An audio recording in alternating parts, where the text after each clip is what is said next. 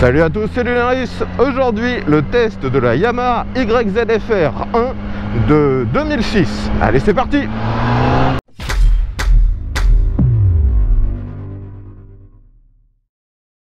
Les amis, aujourd'hui, grâce à l'un de mes abonnés, je peux vous présenter une machine qu'on peut déjà considérer presque comme un young timer.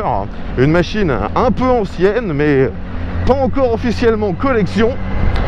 Il s'agit de la Yamaha YZF-R 1, aussi appelée plus communément R1. Toute la gamme YZF-R chez Yamaha, ce sont bien sûr les sportives, et cette R1, c'était à l'époque ce qui chapeautait la gamme, le plus balèze. On est sur un modèle de 2006, donc dans la deuxième phase esthétique, si on peut dire. La toute première R1 se voulait un peu plus grosse, un peu plus à l'ancienne, typée années 90. Là, en 2006, on a un design qui est resté au catalogue pendant très longtemps. D'ailleurs, vous avez peut-être vu que j'ai testé un modèle de 2011 qui, globalement, avait encore une esthétique assez similaire à celle-ci. Comme la plupart des sportifs de l'époque, cette moto est bien sûr motorisée par un 4 cylindres en ligne, 4 cylindres de 1000 cm3, d'où son nom R1. Et la particularité de ce moteur, c'est d'avoir 5 soupapes par cylindre. C'est d'ailleurs un moteur qui a été réutilisé dans la version Roadster, la FZ1, que j'ai également pu tester sur ma chaîne. Ce moteur est donné pour une puissance de 175 chevaux et la moto pour un poids tout plein fait un peu en dessous des 210 kg. Aujourd'hui, on est sur une machine qui est légale et donc elle est encore bridée à 106 chevaux. Car je le rappelle, pour pouvoir débrider les machines qui étaient bridées par le passé, celles-ci doivent impérativement disposer de l'ABS et vous voyez que cette machine ne l'a pas. Bon, alors par contre, vous voyez que la machine que je teste aujourd'hui est très personnalisée et c'est quelque chose d'assez fréquent sur ces machines d'occasion. Là, on a déjà une peinture perso, on a la bulle fumée, les rétros ont été remplacés, les leviers aussi, les clignotants ont été remplacés par des modèles plus petits. Au niveau mécanique, la seule grosse modification, c'est la présence des échappements Akrapovic qui sont à l'emplacement d'origine sous la selle passager. Lorsque l'on découvre cette machine, c'est une assez bonne surprise lorsqu'on monte dessus. La moto pour un 1000 est relativement fine. On n'est pas avec les jambes complètement écartées comme sur beaucoup d'autres 4 cylindres. Là, ça va encore, mais on n'a pas non plus la finesse légendaire d'une Ducati par exemple, faut pas abuser.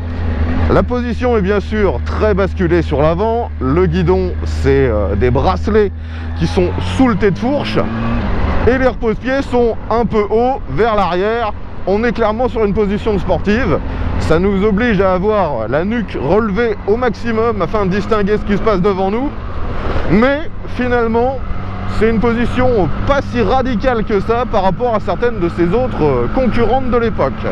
Comme je vous le disais, les rétros ont été remplacés par des modèles plus petits, donc au niveau du style, ça s'intègre parfaitement.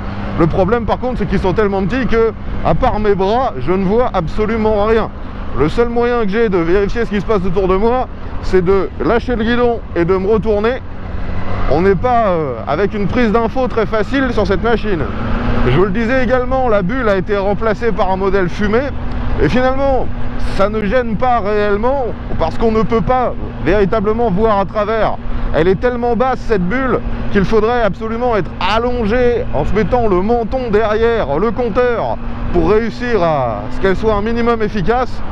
Là, en roulant normalement, la bulle ne sert à rien, mis à part pour la déco.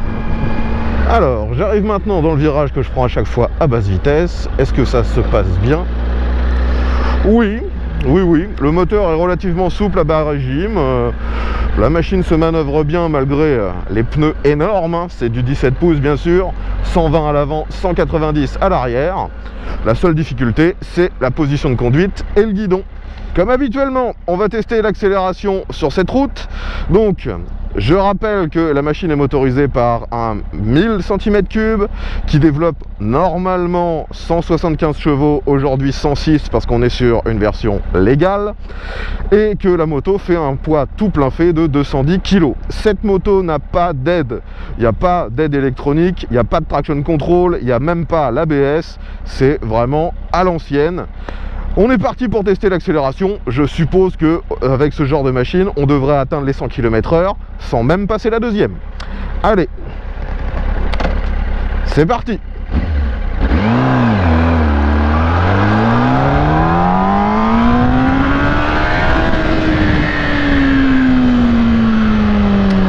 Eh ben les amis, c'est toujours aussi efficace, hein. Comme d'habitude, hein, j'ai même pas eu la possibilité d'accélérer à fond. J'étais déjà largement au-delà des 100 km/h. C'est très linéaire, ça marche très très bien. Par contre, j'avoue être un petit peu déçu de la sonorité moteur. Au final, on a une sonorité très comment dire, comparable à ce qu'on aurait avec un échappement d'origine. C'est pas exubérant, c'est pas très fort. Et vu que j'ai même pas eu la possibilité de monter très haut dans les tours, on n'a pas eu non plus ce bruit de compète qu'on peut avoir lorsqu'on est à haut régime avec un 4 cylindres.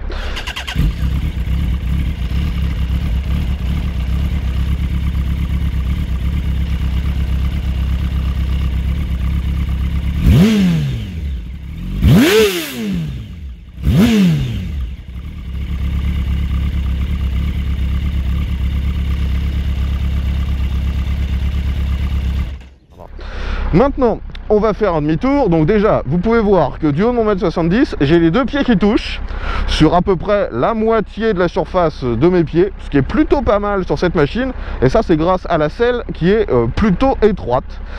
Je braque maintenant à fond, et comme pour les autres sportives, ça braque quasiment pas.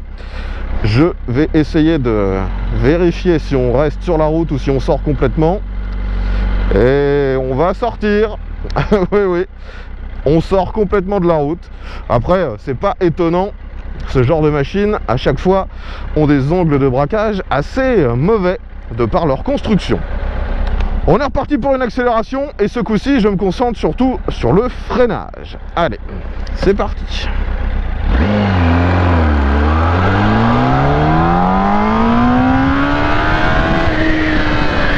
Allez, on ralentit, frein arrière, ça freine assez peu, frein avant. Alors le frein avant freine bien. Actuellement, vous pouvez voir que on a des leviers réglables, mais ce ne sont pas ceux d'origine. Là, c'est des produits chinois assez bas de gamme. La sensibilité est relativement bonne néanmoins, et la puissance de freinage est, elle, largement suffisante, hein. À l'époque, c'était une machine qui était conçue pour les circuits. Ils n'allaient pas mettre des freins en mousse. Et pour l'instant, je suis vraiment surpris des performances moteurs, alors que cette machine est bridée. Alors par contre, le moteur, je trouve qu'il a parfois un petit peu de mal, il cahote un petit peu avant les 3-4 000 tours. Il y a des fois, il broute un tout petit peu. Alors ça n'a rien à voir avec le comportement que pouvait avoir le moteur d'après, qui est crossplane, hein.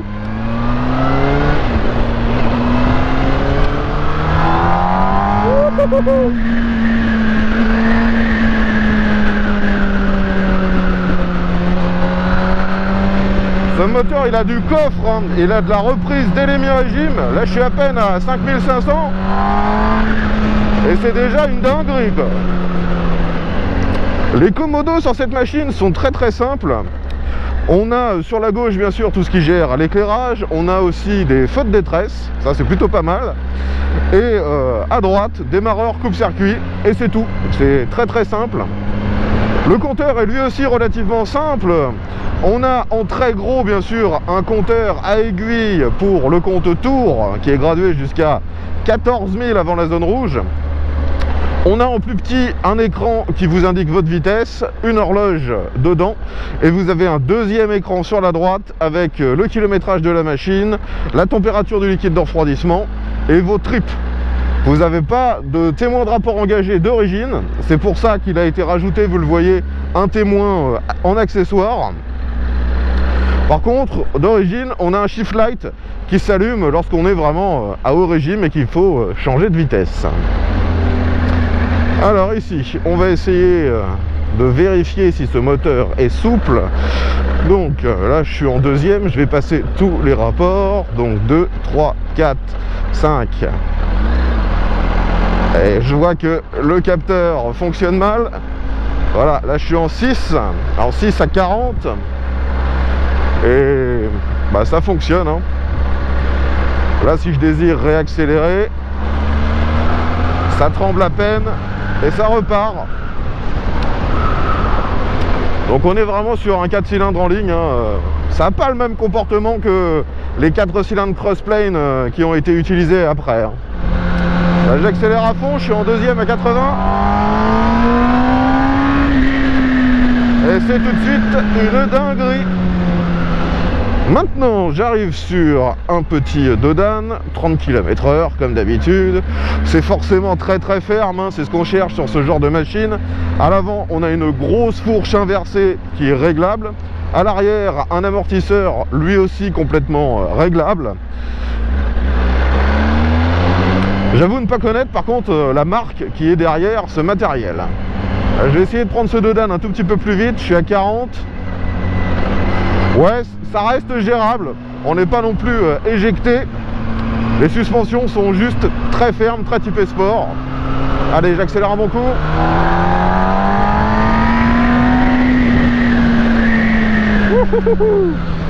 Franchement, quand je vois la patate de ce moulin à mi-régime, je me demande bien qui peut être assez fou pour monter ce genre de machine à haut régime sur route, hein. J'arrive maintenant dans une succession de virages, c'est parti.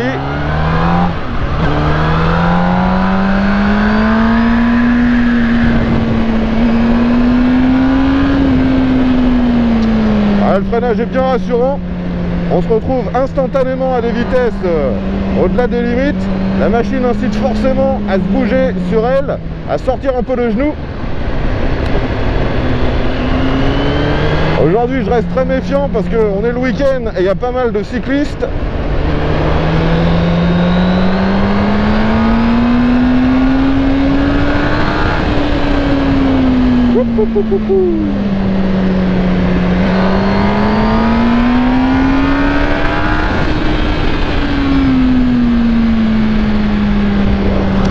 Bon, une fois de plus, hein, comme sur quasiment toutes les machines de ce segment, quand vous voulez faire l'imbécile, la boîte de vitesse ne sert quasiment plus à rien. Vous restez sur les 3 premiers rapports et ça suffit largement.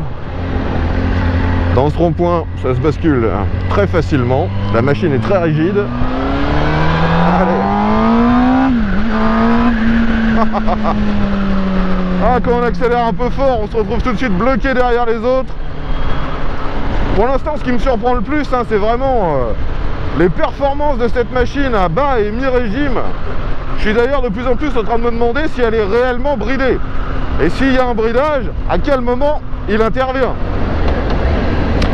Alors par contre, un défaut qui commence à être assez perceptible pour moi, la selle devient assez vite bouillante, car vous l'avez vu, l'échappement passe juste en dessous, et franchement ça chauffe. On va faire un petit passage sur l'autoroute. Allez, c'est parti.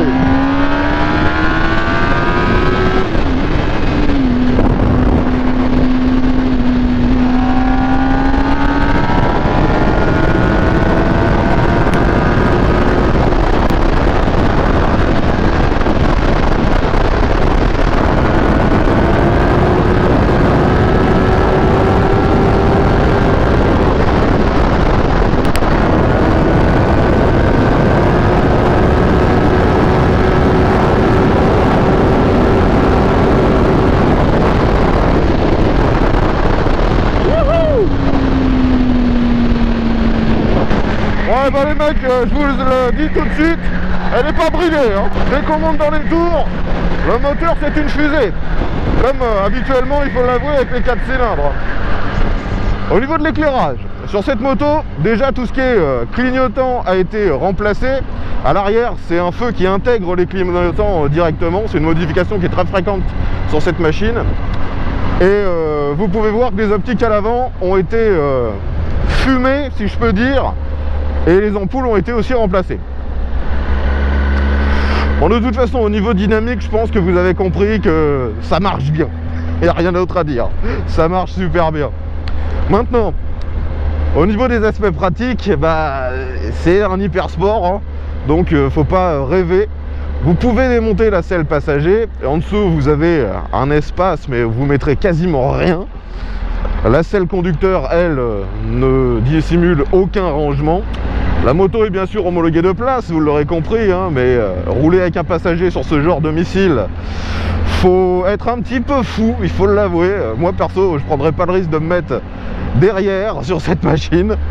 Au niveau de la consommation, le propriétaire me disait tourner en moyenne à 7 litres au 100, ce qui me semble tout à fait normal, une fois de plus, pour une machine de ce genre et de ses performances. Le réservoir fait une quinzaine de litres, donc vous n'avez pas une autonomie délirante, ce qui est, une fois de plus, la norme sur les sportives. Donc finalement, que retenir de cette R1 de 2006? Moi déjà, personnellement, j'aime beaucoup son look, bien plus que sur la version précédente et la version qui suivra. C'est une dinguerie au niveau du moteur, hein, comme à mon avis toutes les autres machines de segment à l'époque. J'ai déjà pu tester à peu près de la même année un ZX-10R et c'était aussi complètement dingue. Donc si vous cherchez une sportive fiable pour pas trop cher, et bah cette R1 de 2006, c'est plutôt un bon plan. Là vous le voyez, la machine elle a un petit peu moins de 80 000 km au compteur et elle fonctionne très très bien, vous l'avez vu, hein. D'occasion, maintenant c'est des machines qui ne valent plus très cher. Un modèle comme j'ai aujourd'hui qui serait avec pas mal de kilomètres et pas en configuration d'origine, ça vaut dans les 4500, 5000 balles.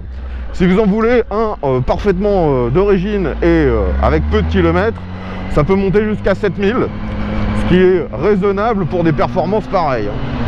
À savoir qu'il y a eu une édition entre guillemets limitée, je ne sais pas s'il y a réellement eu un nombre précis vendu. C'est l'édition 50e anniversaire qui avait un coloris jaune pour fêter justement les 50 ans des championnats de Yamaha. Et franchement, elle est magnifique. Enfin voilà les amis, je pense maintenant avoir fait le tour des caractéristiques de cette YZF-R 1 de 2006. Si vous avez des questions, l'espace commentaire est là pour ça. Si vous avez possédé cette machine ou si vous la possédez encore, dites-nous quels problèmes vous avez pu rencontrer avec elle, quels sont les points à surveiller lors d'un éventuel achat. Ce sera intéressant d'avoir votre retour d'expérience.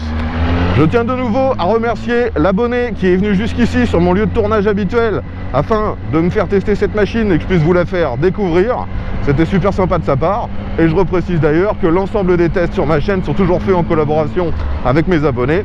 Si comme lui vous disposez d'un véhicule que vous aimeriez me voir tester en vidéo, contactez-moi. Tous les moyens de le faire sont dans la description. Mon lieu de tournage se trouve en Normandie, dans la région de Rouen. Si vous avez apprécié ce test, pensez à mettre un petit pouce vers le haut, à le partager sur les réseaux sociaux.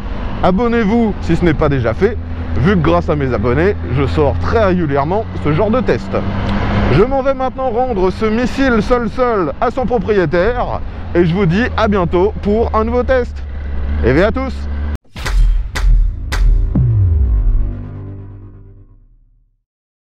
Bon, pour reparler un peu du bridage, ça ne m'étonne pas vraiment que le propriétaire ne savait pas si elle était bridée ou pas. Ces machines-là ont souvent un historique assez flou dans la durée. C'est des motos fiables, donc les gens ne font pas forcément un entretien très poussé. Et tout ce qui est, entre guillemets, illégal, ils ne s'en vendent pas lors des ventes. Vu que je le rappelle, débrider cette machine, même actuellement, normalement, c'est interdit.